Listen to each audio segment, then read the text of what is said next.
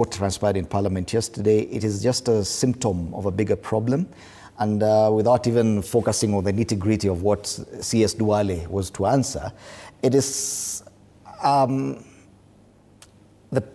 perhaps the best picture of how our systems are working, that the executive has gotten to a point where they feel that answering questions to Parliament is not their job. We saw that most members of that committee had to walk out. The chairperson of that committee was accused of ceding too much ground to the CS. Do you agree that yes, it is Parliament's failure in as much as we are trying to label Duale as a bully here? Thank you, Fred.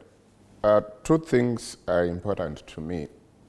Do we have any history of our Parliament executing anything like what we saw yesterday in terms of investigating a matter and coming to a conclusion, and this matter is actually either taken to court or somebody becomes responsible and answerable and pays for any crime? I do not know, including deaths.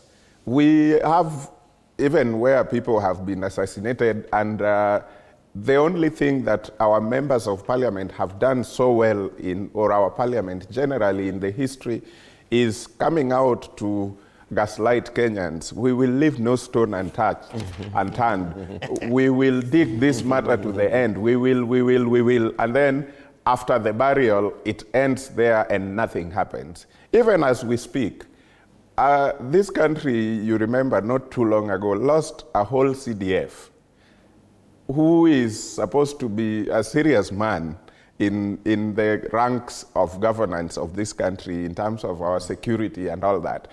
And it was lost in a very easy way that looks like a mechanical problem of a certain airplane or chopper, and that's it. We will leave no stone unturned and all that. Those things are nowadays like notes of a music.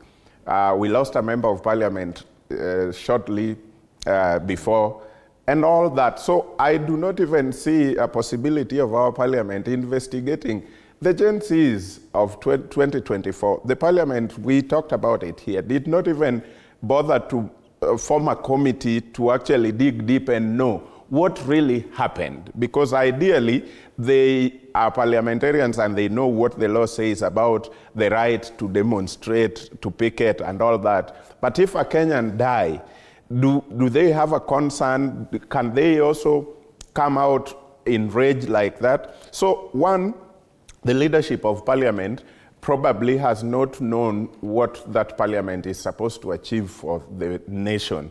Then number two, the arrogance of a cabinet secretary comes because probably a cabinet secretary knows it is not Kenyans. For him, it is the president. So if the president has faith in him, it doesn't matter how much faith Kenyans don't have in him, because it is the president finally who says, and this for me, Fred, came because, again, no Parliament has ever vetted anyone and said no to the president.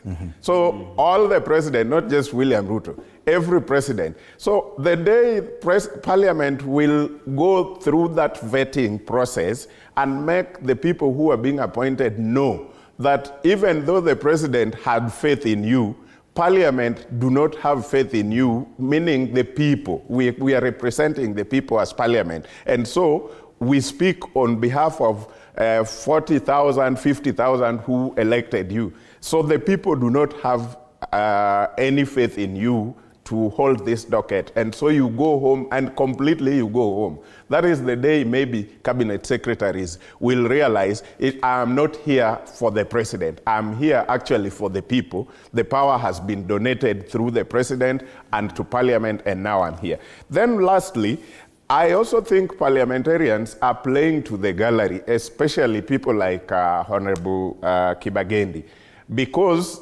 they know the mood of the country, they know what is popular right now, and so Kibagendi is simply playing a one-term, because it is also not too much of a secret to say that there is a way that these corporates and these hospitals work with our parliamentarians. I have an hospital. It is listed among the 1,000, 2,000 that has been deemed corrupt. I know Osido is a member of parliament who is a friend. I get to him, or we can collect 2, 3 hospitals, and we collect some cash and give him from the behind the curtain. And you are going to fight tooth and nail about this thing. And so the country will think you are actually fighting for them. So everybody will be there, yes, Osido is actually fighting for us. I mean, even if you were to fight for us, can you fight physically for us? Because what Kibagendi was showing us is almost fighting physically for us.